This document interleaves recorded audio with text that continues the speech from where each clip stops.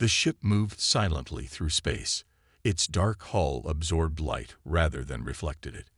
This was the Whisper, a human stealth ship built to stay hidden. Captain Juan Park sat in her command chair, her eyes fixed on the main screen. "Any alien signals today?" she asked. Officer Sunwoo looked up from his station. "3 ships passed by the outer rim. None detected us." Juan nodded. This was good news. For 300 years, humans had stayed hidden from the aliens. The aliens believed they had killed every human when they attacked Earth long ago. They were wrong. "Captain, incoming message from Nexus 7, said Yunji, the communications officer. "Put it through," Juan ordered. The face of President Minji Han appeared on screen. Her expression was serious. "Captain Park, we've detected an unusual signal. One of our old emergency beacons has activated. It's from a cryopod." Juan sat up straight. "A survivor? After all this time?" "Not just any survivor," President Han said. "The pod's signature matches Commander Taho Kim." The bridge fell silent. Everyone knew that name from their history lessons. Commander Kim was Earth's greatest military mind. He had led many battles against the aliens before the fall of Earth. His ship, the Eternal Dawn, was lost during the evacuation. President Han continued, "We thought all hands were lost, but it seems his cryopod ejected and has been drifting in deep space all this time." "Where is the signal coming from?" Juan asked. "That's the problem. It's inside alien space, Vega system, and the signal strength suggests the pod has been found." Juan's blood ran cold. "The aliens have him." "We believe so. This could change everything, Captain. For 3 centuries, we've let the aliens think they won.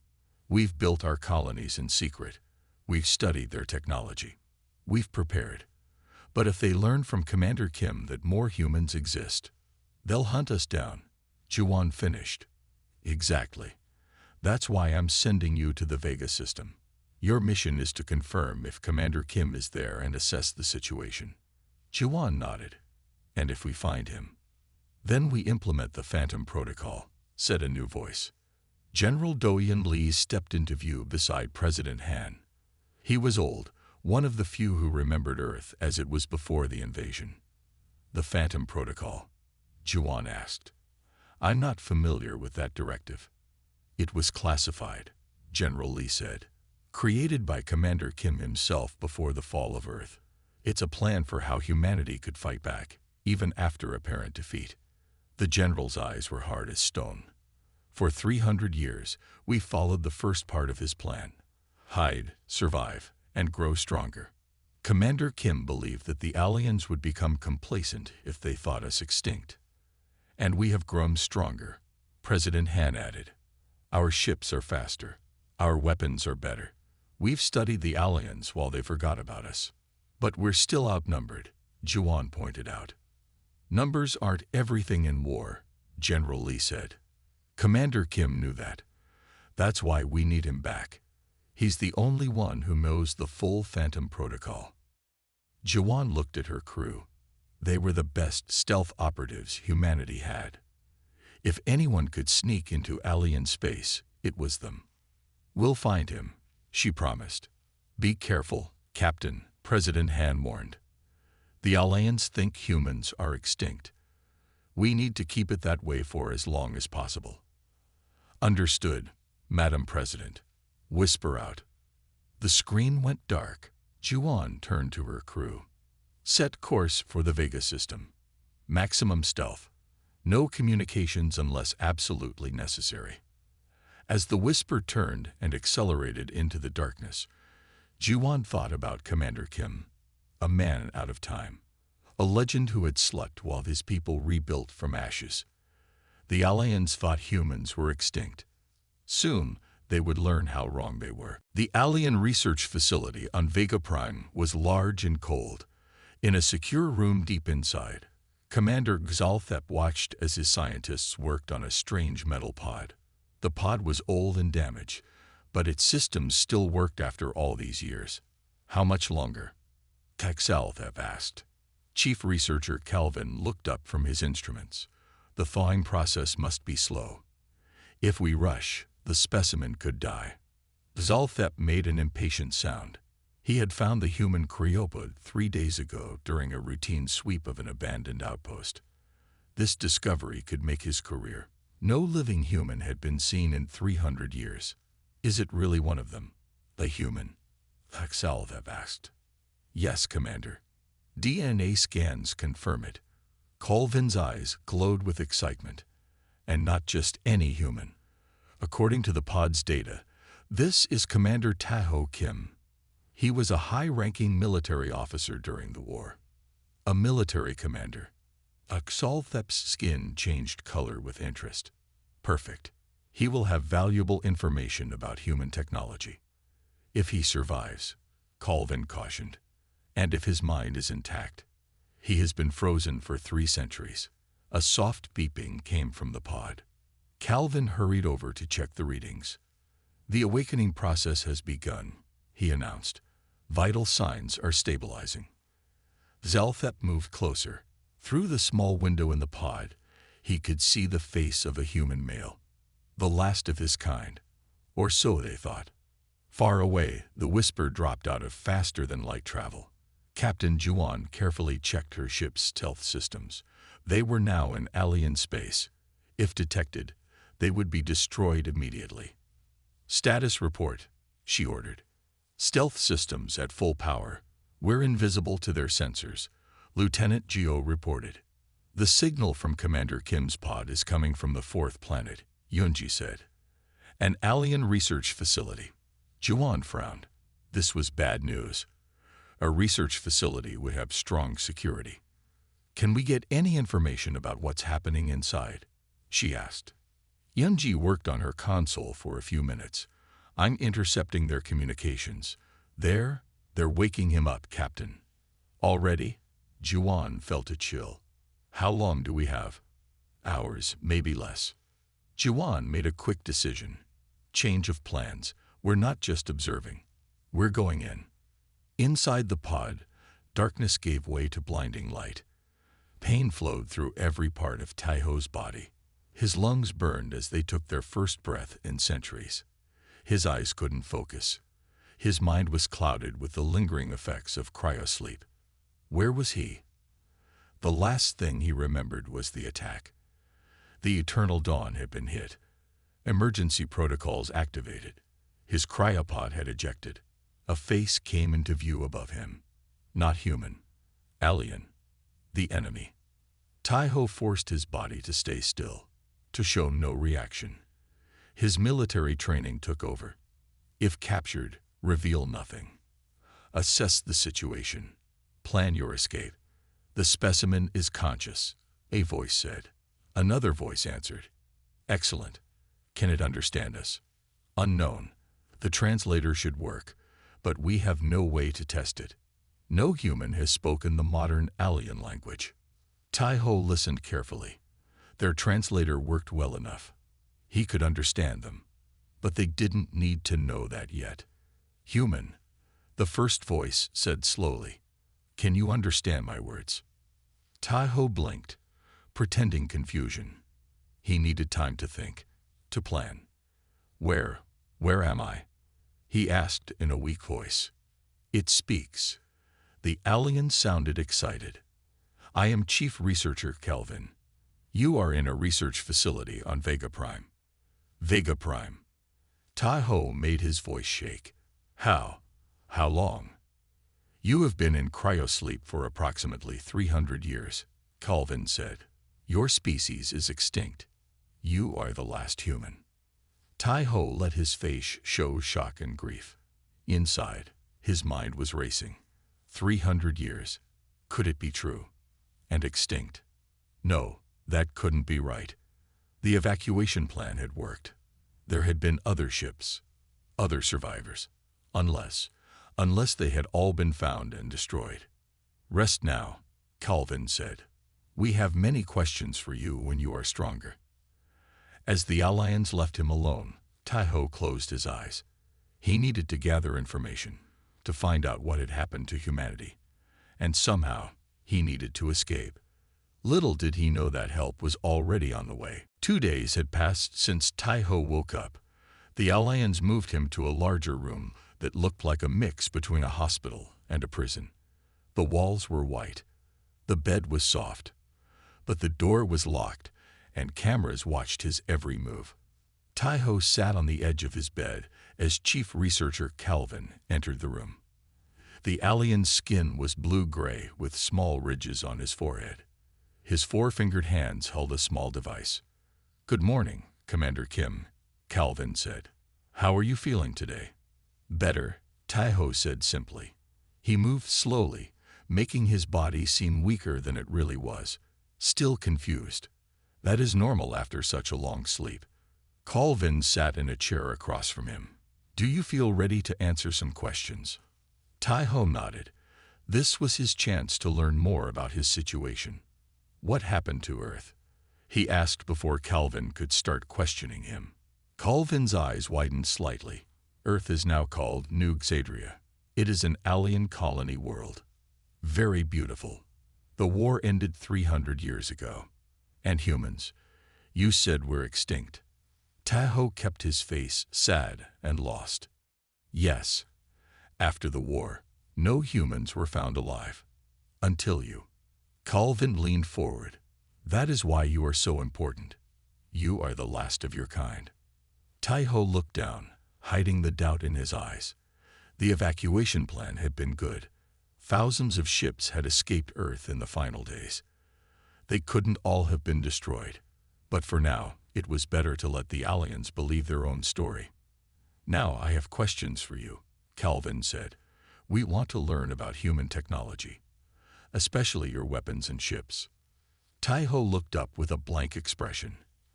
"I'm just a soldier. I don't know how things work." This was a lie, of course. Tai-Ho had helped design many of Earth's defense systems, but the ALLIANS didn't need to know that.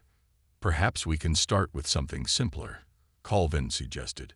"Tell me about the Eternal Dawn, the ship your pod came from." Tai-Ho gave vague answers. He described the ship but left out important details. All the while, he watched Calvin closely. The ALLIANS seemed different from those Tai-Ho had fought centuries ago, less aggressive, more curious. As they talked, Tai-Ho tested his body. His muscles were weak after the long sleep, but getting stronger each day. Soon he would be ready to try and escape. But first, he needed more information. "What year is it?" Tai-Ho asked. "By your old Earth calendar, it would be the year 2785. Tai-Ho nodded slowly. 300 years gone. Everyone he knew was dead. Unless... "Calvin, why do you keep me alive?" he asked. "If humans are your enemies, why not just kill me?" Calvin looked uncomfortable. Not all aliens wanted war with humans. Some of us are scientists, not warriors. We want knowledge, not conquest. This was useful information. Tai-Ho filed it away. "Commander Xalthep has other ideas," Calvin continued. "He sees you as a source of military information, a way to understand human warfare in case there are others." Tai-Ho kept his face neutral. "Others? But you said humans are extinct." "They are," Calvin said quickly. "But Xalthep is cautious. He worries about other threats." After more questions, Calvin left. Tai-Ho stood and walked to the window. It was small and made of thick, unbreakable material. Outside, he could see a large alien city with tall buildings and strange vehicles flying between them. He was deep in enemy territory. Escape would not be easy. But he had to try. If there were other humans out there, they needed to know what he knew. The Phantom Protocol had to be activated. Tai-Ho began simple exercises to build his strength. Push-ups, sit-ups, stretches. He needed to be ready. Little did he know that on the other side of the city, a small human ship had just landed in secret. Captain Jiwan and her team were preparing their rescue mission. The clock was ticking. Deep in the shadows of a large gas giant, the moon Nexus 7 spun slowly. From space, it looked like any other lifeless rock. This was by design. Below the surface, however, was a different story. Underground cities stretched for miles. Farms grew food using artificial light. Factories built ships and weapons. And 10 million humans lived their lives, all hidden from alien eyes. In the main control center, President Minji Han stared at the large screen. It showed the alien research facility on Vega Prime, where Commander Kim was being held. "How did Captain Park get this footage?" she asked. General Do-Hyun Lee stood beside her. His gray hair and lined face showed his age, but his eyes were sharp.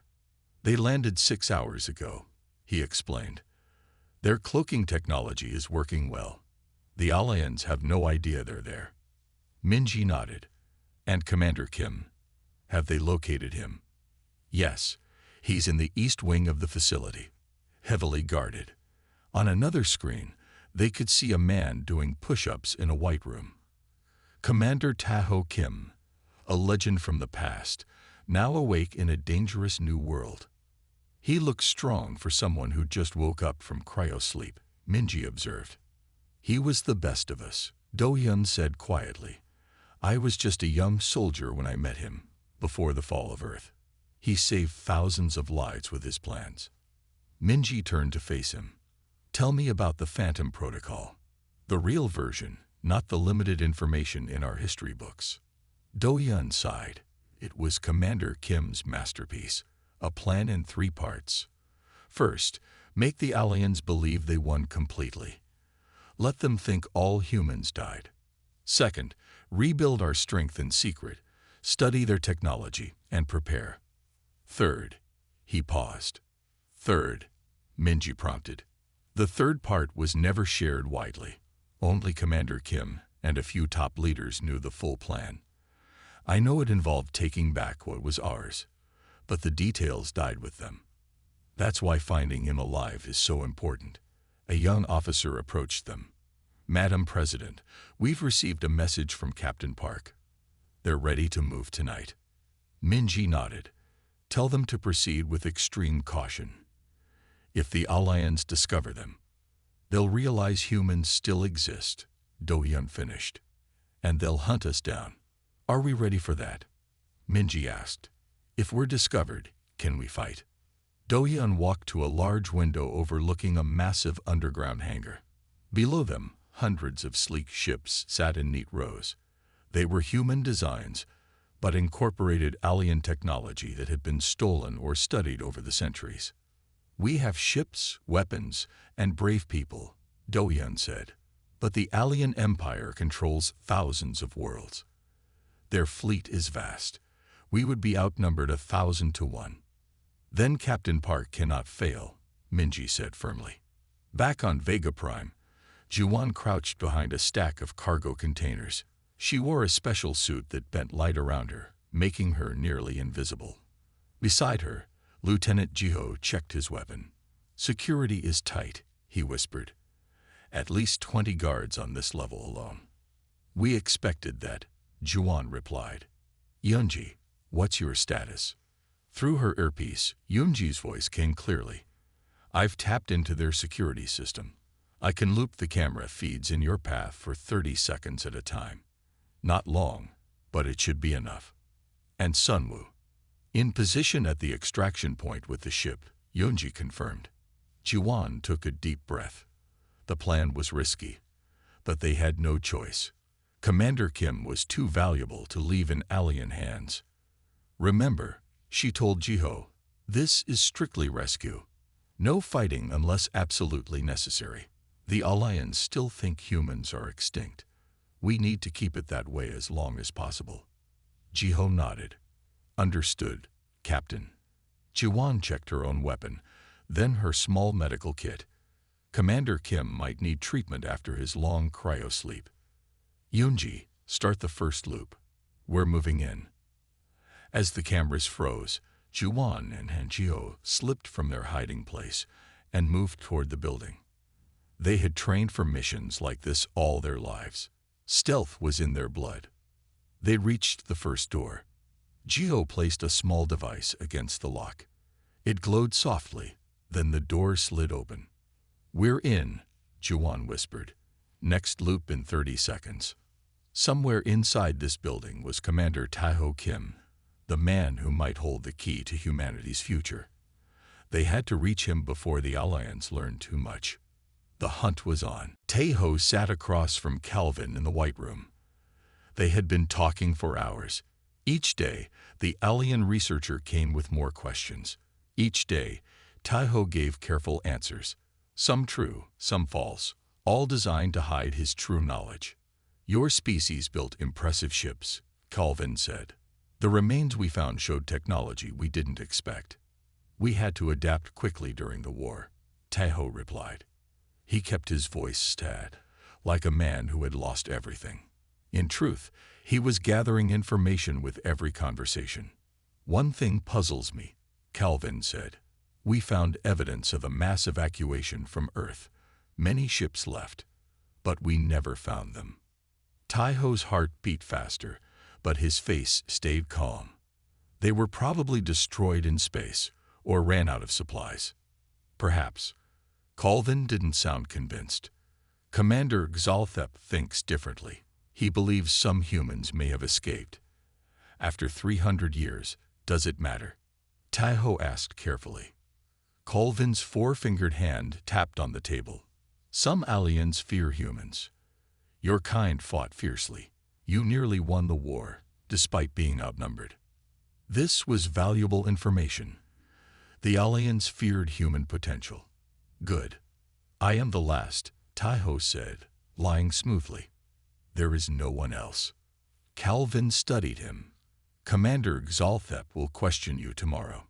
He will not be as gentle as I have been." A warning. Interesting. Was Calvin trying to help him? "I have nothing to hide," Tae-ho said. Calvin stood to leave. "Rest well, Commander Kim. Tomorrow will be difficult." After the alien left, Tae-ho moved to the small window. His strength was returning rapidly. Soon, he would be strong enough to attempt escape. But how? The facility was large and well guarded. Suddenly, the lights in his room flickered. Just for a second. Then again. Strange. One level below, Juwan and Jiho moved quietly through the dark hallway. Yoonji had cut power to this section briefly to help them pass undetected.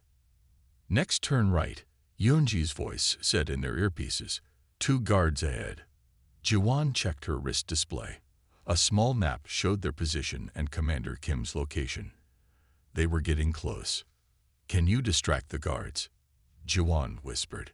"Working on it," Yoonji replied. A moment later, an alarm sounded far away, on the other side of the facility. The guards looked at each other and then ran toward the sound. "Nice work," Jiho said. "That wasn't me," Yoonji replied, sounding worried. "Something else is happening." Juwan frowned. "Keep moving. We need to hurry." They reached a secure door. According to their intel, Commander Kim was just beyond it. Joe placed his hacking device on the lock. "This will take a minute," he said. Juwan nodded. "Yoonji, any update on that alarm?" "There's confusion on their communication channels. Someone reported an intruder in the West Wing." "That's nowhere near us," Juwan said. "Could be a coincidence. Or a trap," Jiho suggested. The door lock clicked open. They stepped inside a small control room. Through a one-way window, they could see Tae-ho Kim in his White Room. He was doing stretches, moving with growing confidence. "That's him," Juwan whispered. "The legendary commander from the history books." He looked younger than she expected. Jiho worked on the next door. Almost there. Tae-ho sensed something was wrong.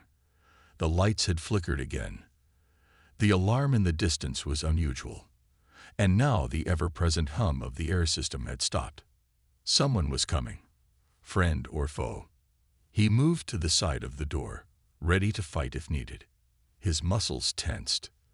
The door slid open slowly. Tae-ho raised his fists. A woman stepped in. She wore a strange suit that seemed to bend light around her. Her eyes widened when she saw him. "Commander Kim," she said in perfect Korean. "I'm Captain Juwan Park. We're here to rescue you. Taiho lowered his hands.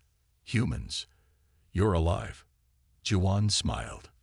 Very much alive, sir. 10 million of us on Nexus 7, and more in other hidden colonies. But we need to move quickly. Relief flooded through him. He hadn't failed. Humanity had survived.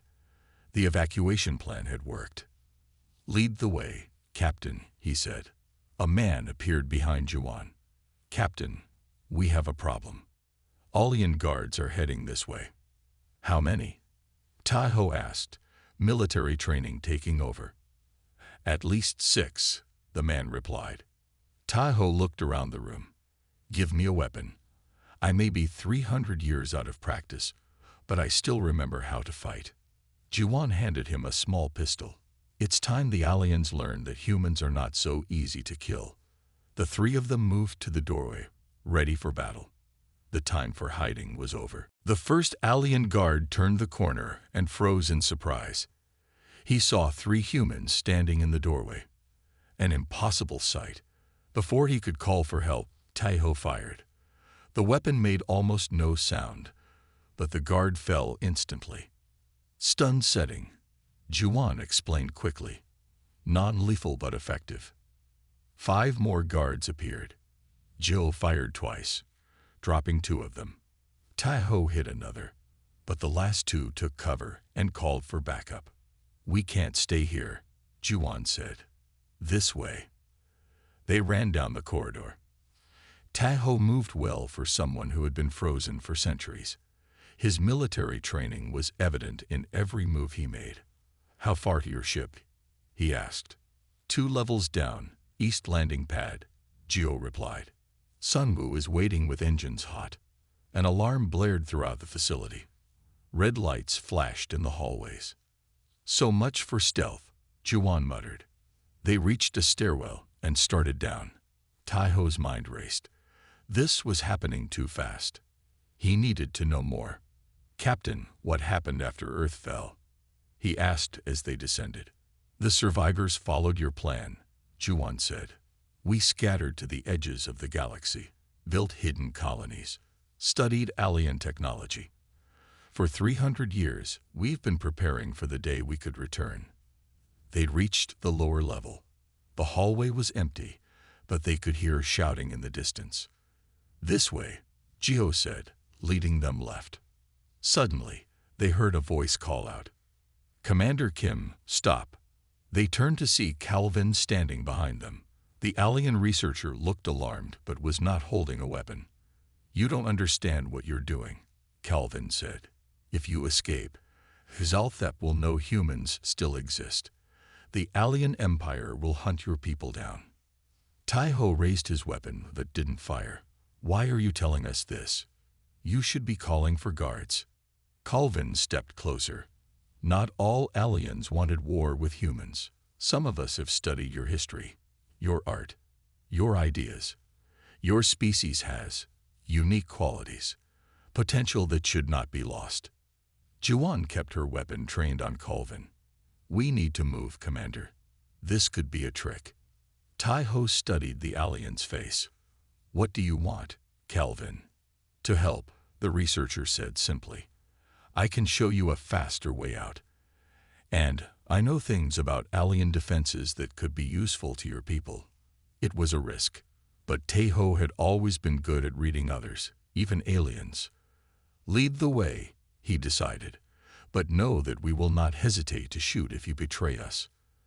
In the main security center, Commander Xalthep watched the camera feeds in rage. Humans, more than one. Here, in his facility. Lock down all exits, he ordered.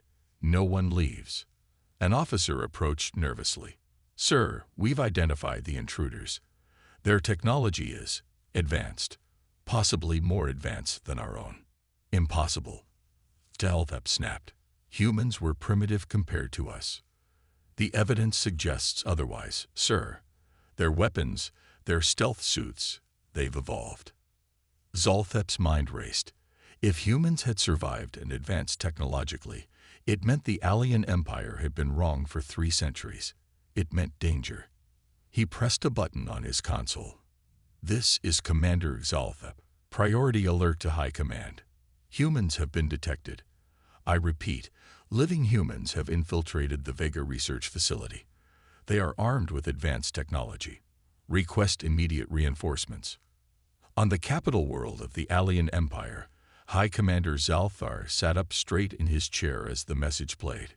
His skin paled to a light blue, a sign of extreme alarm in ALLIANS.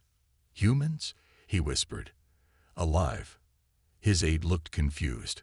"High Commander, is this significant? Surely a few surviving humans pose no threat." Zalthar turned to him. "You are too young to remember the war.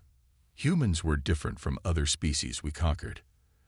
Their tactics, their adaptability, their ferocity when cornered, they nearly defeated us despite our superior numbers and technology." He stood and moved to the window overlooking the vast city. "If some survived, if they've been hiding all this time, improving their technology, planning, we may be facing our greatest threat in centuries." The High Commander turned back. "Send the fleet.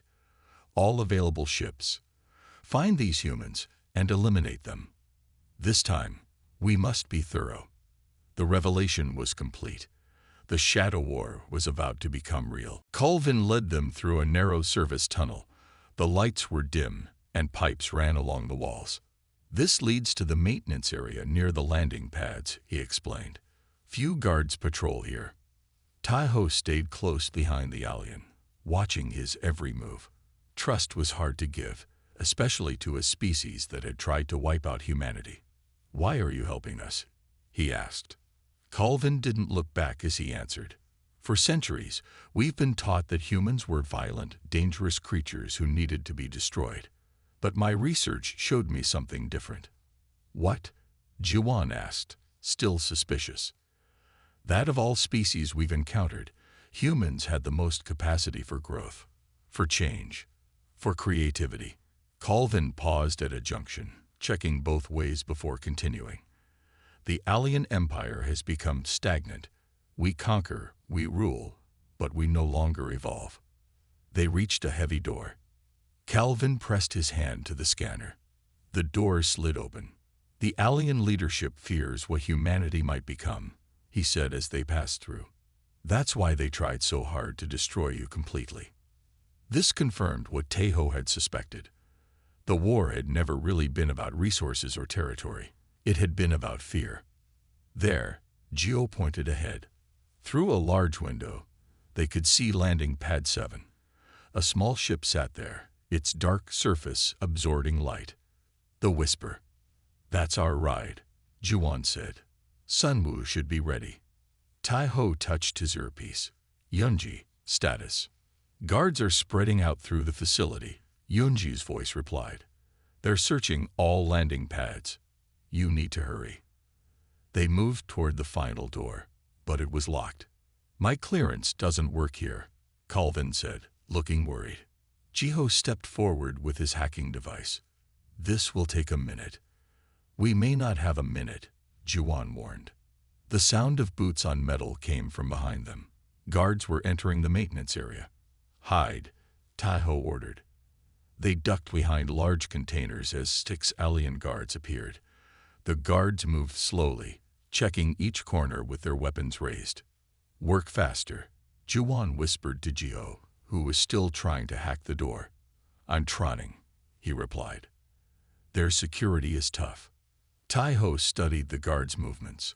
They were well-trained but predictable. He could see patterns in how they searched the area. "I'll create a distraction," he decided. "When the door opens, run for the ship." Juwan shook her head. "Too dangerous. We came here to rescue you." "And you have," Taiho said. "Now let me do what I do best. Strategy." Before anyone could stop him, Taiho slipped away behind the pipes. He moved silently until he reached the far side of the room. Then he picked up a small metal tool and threw it hard against the wall. The noise echoed through the space. All 6 guards turned toward the sound. "Over there," one shouted. While the guards ran to investigate, Taiho circled back to the others. Jiho smiled. Doors open. Let's go. They ran onto the landing pad. The ship was just 50 meters away. Suddenly, a large door on the far side opened. Commander Xalthep appeared with a dozen more guards. "Stop them," he shouted. Laser fire erupted around them. Juwan and Geo returned fire, providing cover as they ran. Tai-Ho grabbed Calvin's arm. "Last chance to change your mind." The alien researcher looked back at his people, then at Tai-Ho. "My place is with knowledge, not war. I'm coming with you." They reached the ship as its ramp lowered. Sunwoo appeared at the top, firing a larger weapon that forced the alien guards to take cover. "Welcome aboard," he said as they rushed inside. "You must be the famous Commander Kim." "Save the introductions," Juwan ordered. "Get us out of here." The ramp closed. Tai-Ho felt the ship vibrate as its engines powered up. He made his way to the bridge with the others. "Can we break through their defenses?" he asked. Juwan took the pilot's seat. "The Whisper has a few surprises. Hold on tight." The ship rose from the pad, spinning to avoid weapons fire. Then it shot straight up, accelerating faster than Tai-Ho had ever experienced in his time. "They're scrambling fighters," Yeonji reported from her station. "Too late," Juwan said with a smile. The Whisper broke through the atmosphere and into space. Behind them, alien ships were just beginning to launch. "Setting course for the jump point," Juwan announced. Tai-Ho looked at the stars through the viewport. They seemed both familiar and strange. A galaxy that was once his home, now changed by 3 centuries of history. The escape was nearly complete, but the real battle was just beginning. The trip to Nexus 7 took 3 days.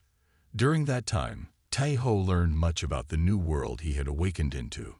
Juwan and her crew told him how humans had rebuilt their civilization in secret, how they had studied alien technology and improved upon it, how they had prepared for the day when hiding would no longer be possible.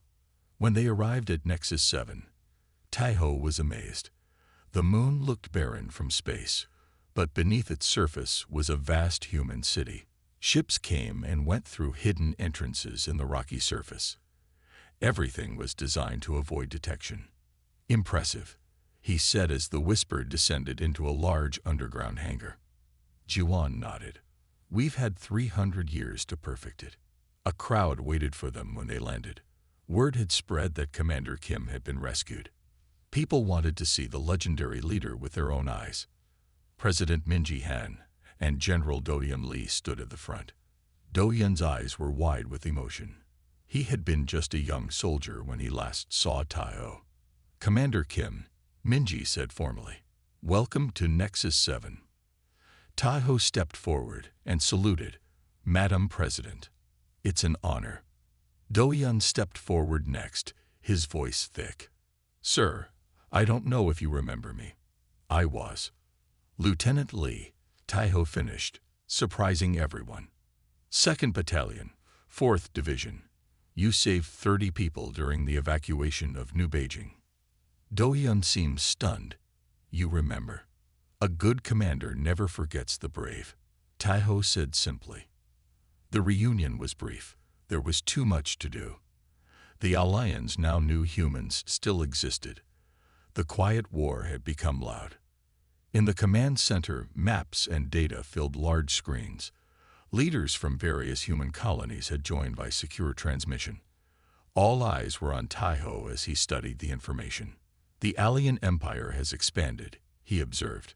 "More planets, more ships than in my time." "Yes," Minji confirmed. "They control nearly half the galaxy now. And our forces." General Do-Yeon brought up new images. "We have 5 major colony centers, all hidden. A fleet of about 2,000 ships, advanced weapons, but we're still outnumbered at least 50 to 1. Tai-Ho nodded slowly. The odds were bad, but not impossible. "What about the Phantom Protocol? How much was implemented?"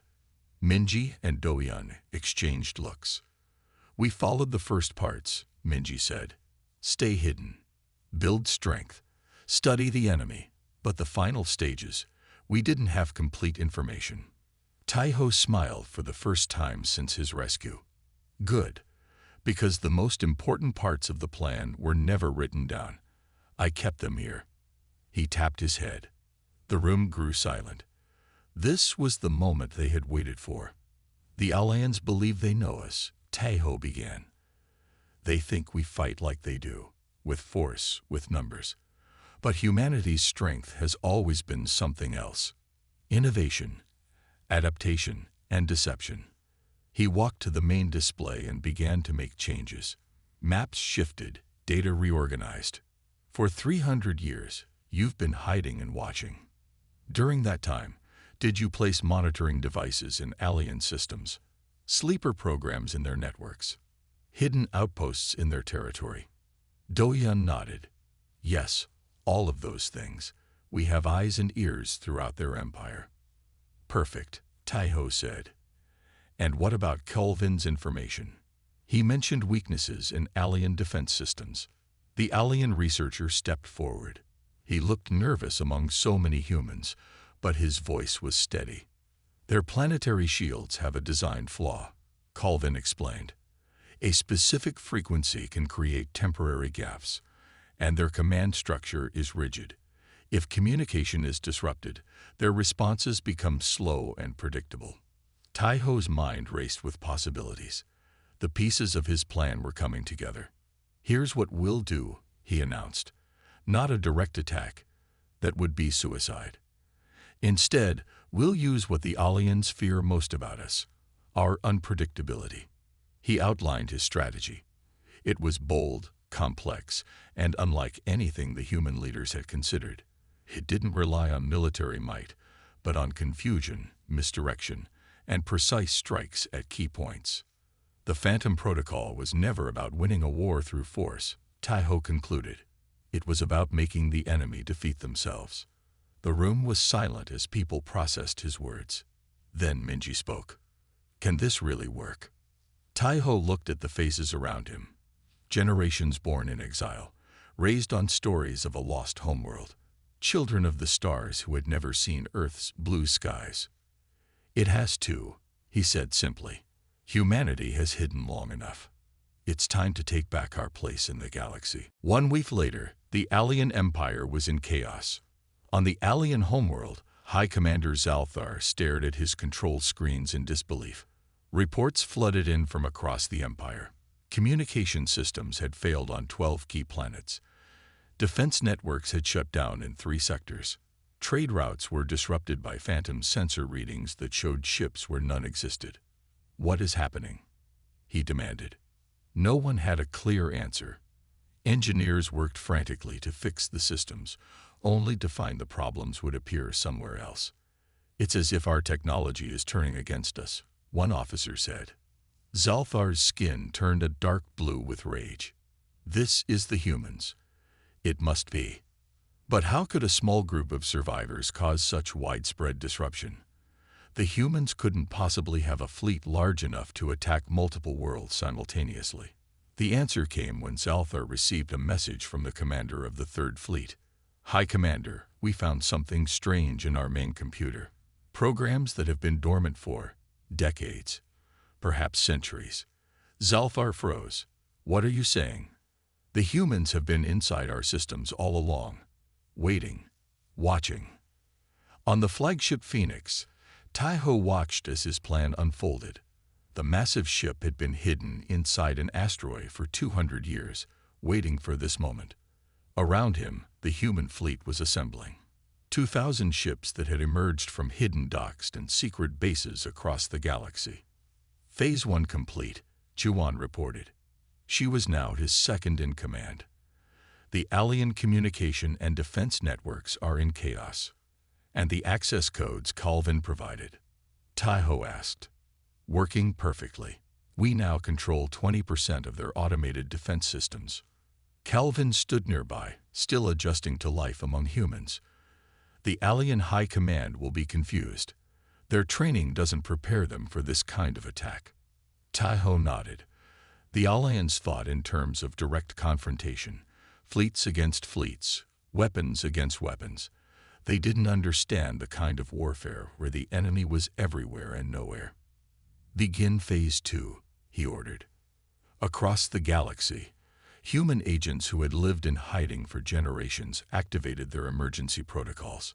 Some worked in alien spaceports, others in communication centers. A few even served in alien homes as servants. All had waited for this signal. Small devices were activated. Data was changed. False information spread through alien networks. Ships were sent to investigate threats that didn't exist. Military units were diverted from their real targets. Meanwhile, the human fleet moved toward its first objective, New Xatria, the planet once called Earth. High Commander Zalthar finally understood what was happening when all screens in the command center suddenly changed. A single human face appeared. Commander Taiho Kim. "Greetings, High Commander," Taiho said calmly. "I believe we need to talk." "How dare you?" Zalthar snarled. "Your species will be exterminated for this attack." Taiho's expression didn't change. "Look around you, Commander. We aren't attacking. Not in the way you understand. We could have destroyed your key worlds already if that was our goal." Images appeared on side screens. The human fleet, now in orbit around Earth.